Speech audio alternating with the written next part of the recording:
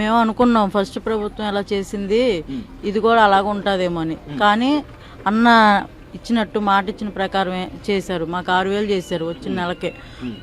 బాగుందన్న. ఇలాగ పట్టాలు వస్తే అనుకోలే మేమైతే. ఇప్పుడు చెప్పేవాడికి మాకు చాలా సంతోషంగా ఉంది.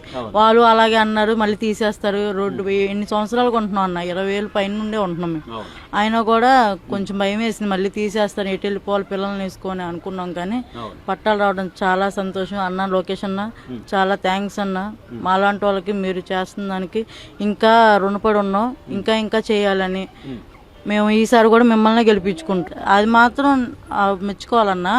చెప్పినాక మాత్రం ఇలా చేస్తారనుకోలేదు. కానీ అందరూ చెప్పినట్టు వీళ్ళు చేస్తారనుకున్నాం. కానీ అన్న ప్రతిసారి మీటింగ్లకి రావడం, మొన్న గెలవక ముందు కూడా వచ్చారు పాపం. అన్న వచ్చి మాట్లాడారు, చేశారు. ఈసారి చూడండి మమ్మల్ని నమ్మండి అన్నారు.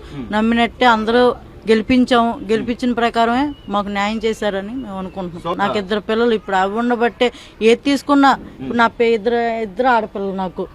వీళ్ళని ఇలా పెట్టుకొని 6,000 వస్తున్నాయి. అది 3,000 అంటే ఎటు అవ్వలేదు. ఇప్పుడు ఒక 2 రెట్లు వచ్చినట్టే కదన్న. అది చాలా హ్యాపీ. తెలుగుదేశం అలాంటి వాళ్ళే ఉండాలి.